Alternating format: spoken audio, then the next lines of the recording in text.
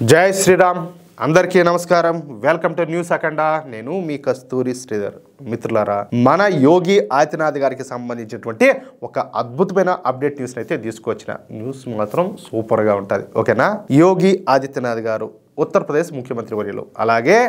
మన దేశంలోనే అతి పెద్ద రాష్ట్రమైనటువంటి ఉత్తరప్రదేశ్కు ముఖ్యమంత్రిగా బాధ్యతలు అయితే నిర్వహిస్తున్నారు అది కూడా ధర్మబద్ధంగా ఉత్తరప్రదేశ్లో పరిపాలించడం అంటే మామూలు మాటలు కాదు ఈ ఉత్తరప్రదేశ్ జనాభా దాదాపుగా 25 కోట్లు ఉంటుంది అంటే పాకిస్తాన్ జనాభా కంటే ఎక్కువ అన్నమాట చూడండి అంటే ఒక దేశాన్ని పరిపాలించినట్టు ఆ లెక్క ప్రకారం ఇక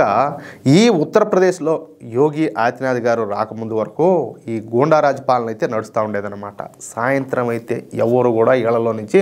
బయటకు కూడా వచ్చేవాళ్ళు కాదు సాయంత్రం 7 గంటలైతే ప్రజలు వాళ్ళ వ్యాపారాలన్నీ కూడా క్లోజ్ చేసుకొని ఇళ్లకు వెళ్ళిపోయేవాళ్ళు అనమాట చివరకు ఉత్తరప్రదేశ్లో పెద్ద పెద్ద షోరూంలకు కూడా ఈ భద్రతా రక్షణ అనేది ఉండేది కాదు ఇక పరిశ్రమల సంగతి అయితే చెప్పాల్సిన అవసరం మేలే 2017 ముందు వరకు ఉత్తరప్రదేశ్లో ఈ పరిశ్రమల యజమానులు బిక్కుమంట బతుకుతా ఉన్నారు సహజంగా ఈ సూడో సెక్యులర్ పార్టీల నాయకులు ఈ పరిశ్రమల యజమానుల నుంచి కమిషన్లు తీసుకుంటారు కానీ ఉత్తరప్రదేశ్లో మాత్రం గూండాలు క్రిమినల్స్ గ్యాంగ్స్టర్లు మాఫియా ముఠాలు ఈ పరిశ్రమలో పంచుకొని వాటిలో వాటాలు తీసుకునేవాళ్ళు అనమాట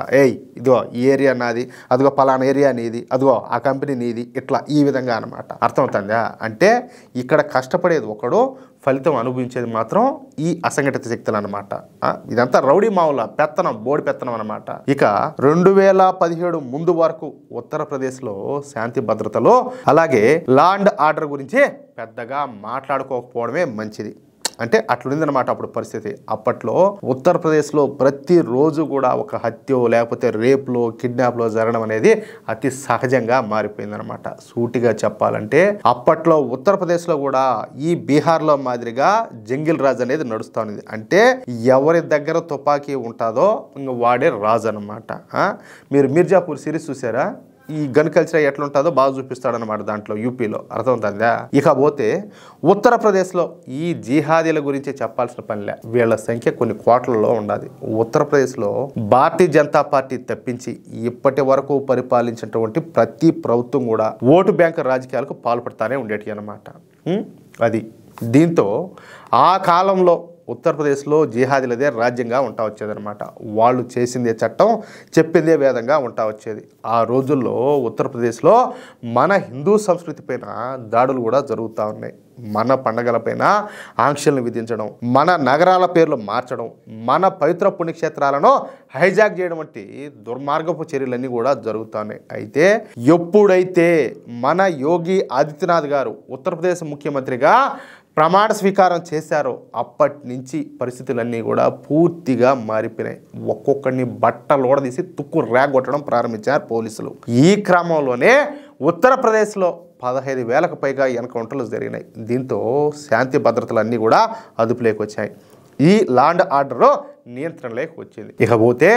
మన సాంస్కృతిక గుర్తింపును తిరిగి తీసుకురావడం కోసం మన యోగి ఆదిత్యనాథ్ గారు చర్యలన్నీ చేపట్టినారు ఈ క్రమంలోనే సంబాల్ పట్టణంలో అనేక ప్రాంతాల్లో తవ్వకాలు జరిపి మన పవిత్ర దేవాలయాలను వెలికితీశారు మన కళా సంపదను కాపాడే ప్రయత్నం చేస్తున్నారు ఇక ఇప్పుడు కొత్తగా మన యోగి ఆదిత్యనాథ్ గారు మరొక నిర్ణయం అయితే తీసుకున్నారనమాట ఉత్తరప్రదేశ్ రాష్ట్రంలో ముస్తఫాబాద్ అనేటటువంటి పట్టణం ఒకటి ఉన్నది ఇది ఒక అసెంబ్లీ నియోజకవర్గం అన్నమాట ఇది ఉత్తరప్రదేశ్లోని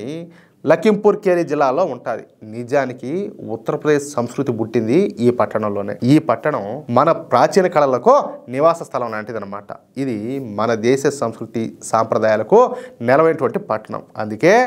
ఈ పట్టణం పేరును అప్పట్లో మొఘల్ పాలకుడైనటువంటి ఔరంగజేబు గారు ఈ పట్టణం పేరును మార్చేసి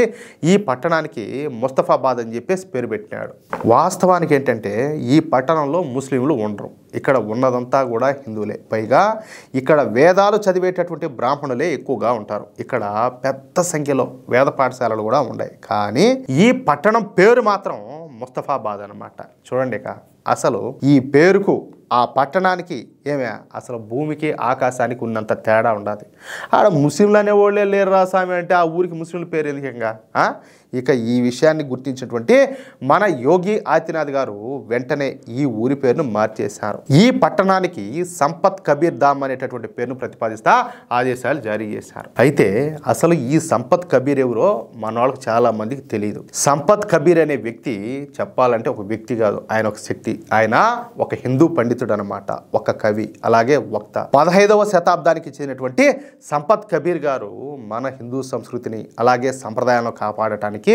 పెద్ద పెద్ద ఉద్యమాలే చేసినారు. అనేక భక్తి ఉద్యమాలను నడిపించారు. అప్పటి ముస్లిం పాలకులను ఎదిరించి మన హిందూ ఆచార వ్యవహారాల కోసం పాటుపడినాడు. అందుకే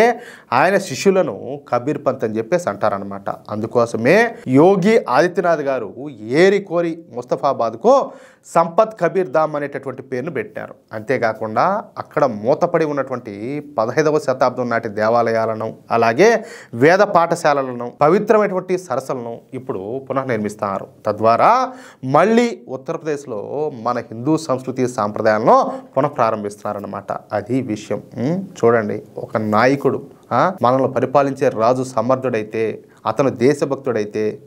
అతను ఈ దేశాన్ని ఈ నేలను ప్రేమించేవాడైతే,